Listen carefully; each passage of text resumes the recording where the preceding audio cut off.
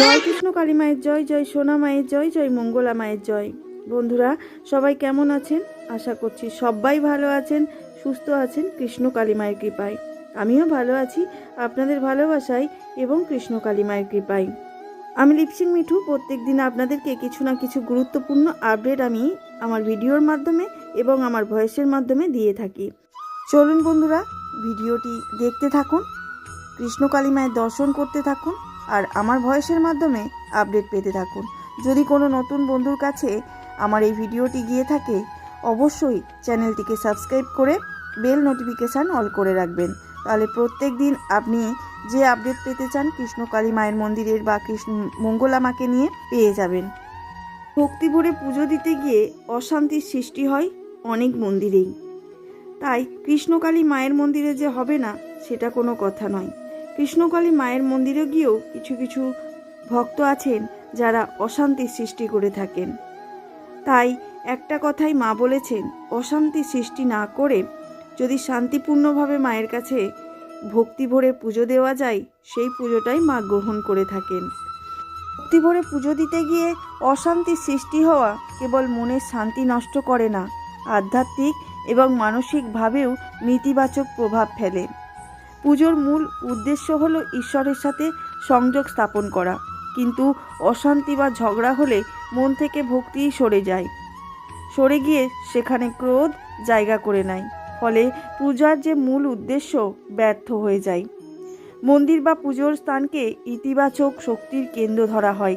সেখানে অশান্তি করলে মনের মধ্যে নেতিবাচক ভাব তৈরি হয়, যা আপনার মানসিক প্রশান্তিকে বাধাগ্রস্ত করে। এতে কি হয়, আমাদের যে পুজোর শেষে মনের মধ্যে আনন্দ বা হালকা অনুভূতির বদলে এক ধরনের ভার বা অস্থিরতা থেকেই যায়। মনের কামনা বাসনা ভেতরেই রয়ে যায়, সেটা আর প্রকাশ করা হয় না। কারণ কি, ব্যস্ততা, এই যে অশান্তি ঝগড়া এইসব নিয়ে ব্যস্ততা থাকার কারণে ভগবানকে জানানোই হয় না মনের কথা, প্রকাশ করাই হয় না মনের ব্যথা। আপনার অশান্তির কারণে আশেপাশে থাকা অন্য ভক্তদেরও পুজোর বিঘ্ন ঘটতে পারে। সনাতন ধর্মে বলা হয়, অন্যের প্রার্থনায় বাধা দেওয়া বা অন্যকে কষ্ট দেওয়া ঈশ্বরের অপ্রীতির কারণ হয়। এতে হিতে বিপরীত হওয়ার সম্ভাবনাই বেশি থাকে। কারোর জন্য খাল কাটলে সেই খালে যে আমাদেরই পড়তে হবে, তাই কারোর ক্ষতি না চেয়ে ভালো সাধনা করা উচিত।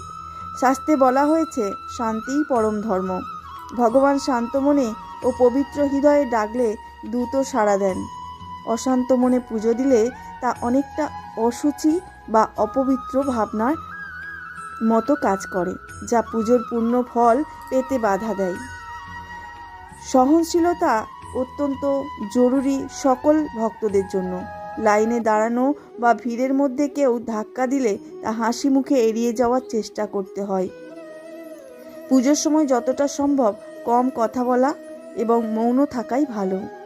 কেউ খারাপ ব্যবহার করলেও সেই মুহূর্তে উত্তেজিত না হয়ে কোনো প্রতিক্রিয়া না দেখিয়ে মনে মনে ওম শান্তি জপ করুন, দেখবেন মনে অনেক শান্তি আসবে।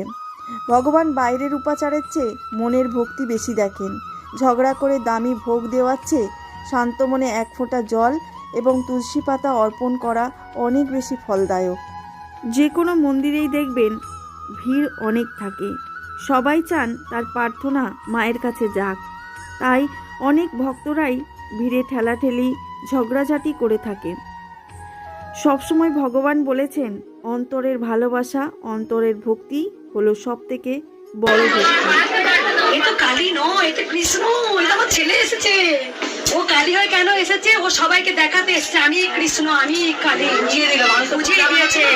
অনেকের ভুল ধারণা ছিল যে কৃষ্ণ পুজো করলে কালী পুজো করা যাবে না, কালী পুজো করলে কৃষ্ণ পুজো করা যাবে না।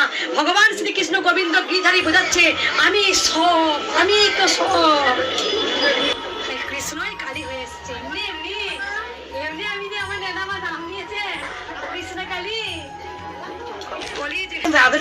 বলেছিল মাঝে মাঝে এসে একটু আদর করে ঝামড়ি খাস, কিন্তু আমার তো সময় হয় না। জয় কৃষ্ণ কালী মায়ের জয়। রাধে রাধে।